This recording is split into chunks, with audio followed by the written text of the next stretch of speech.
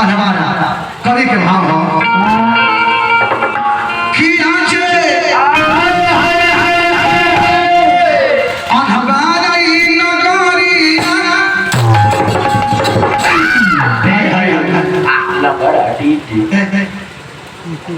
आज हम नगर में हाथ छबे कि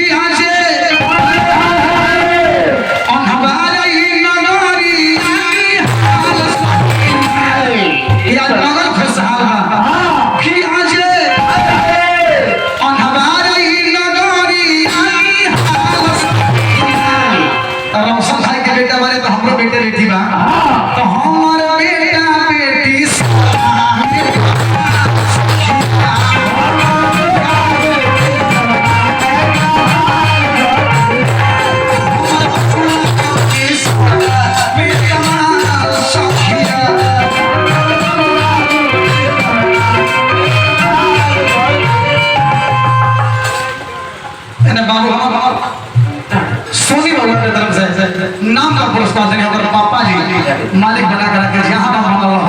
पूरा घर परिवार खुशी हो गया जी कि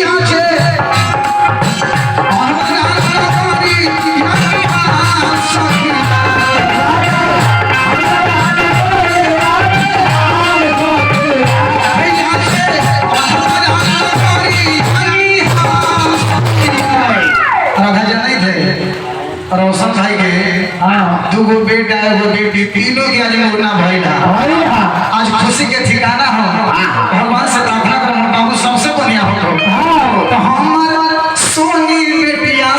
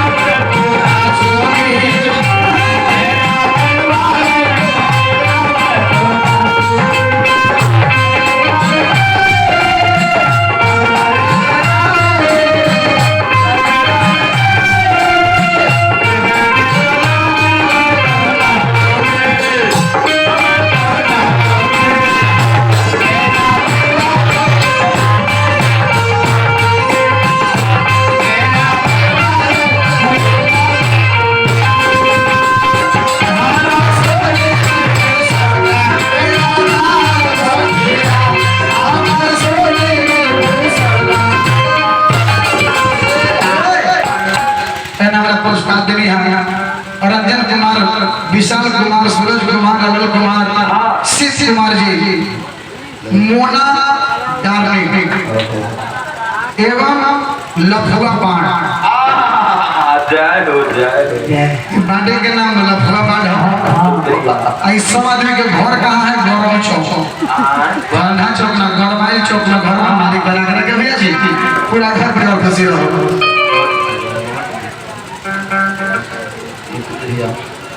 सोनी बाबू के बोला के नाना के तरफ से पुरस्कार बा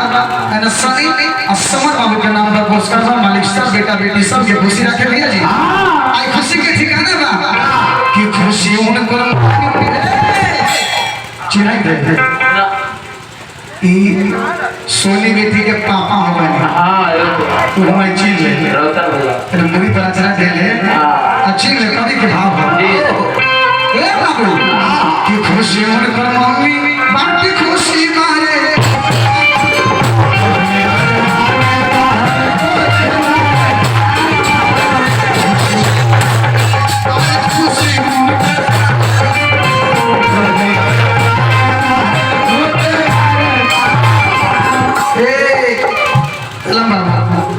लैला के मौसा अमोद ड्राइवर राजमहल अंधवारा के पुरस्कार दे दिया जी मौसा जी बनल ए बबुआ लैला के चाचा गुरु गोरखनाथ जी अंधवारा का पुरस्कार मालिक सब के बना कर रखे जहां बनल है ए बबुआ खुशी वाले मम्मी पापा सब खुशी हो आओ का खुशी बागी दादी एक खुशी वाले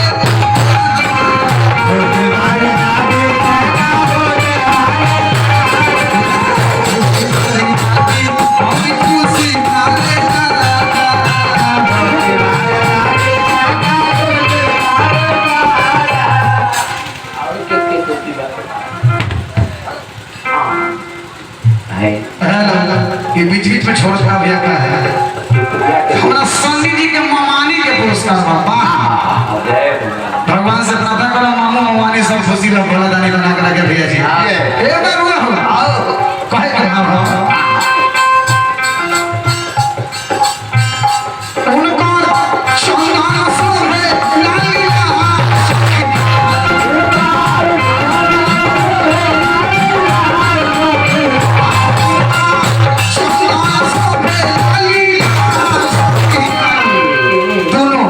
बेटी सब खुशी रहो भगवान से प्रार्थना करो भैया जी ऋषिकांत कुमार सती जी के बड़े पुरस्कार देने हैं ऋषिकांत भाई ऋषि भाई हमारे सोने बोल के बड़का पापा है भोला दानी से प्रार्थना करो कि बड़का पापा बड़की मम्मी दोनों खुशी रहो ए बाबूला उनका संतान शोभे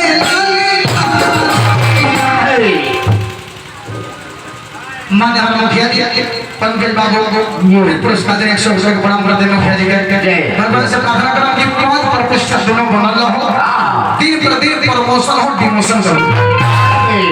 हमारा सोनी बेटी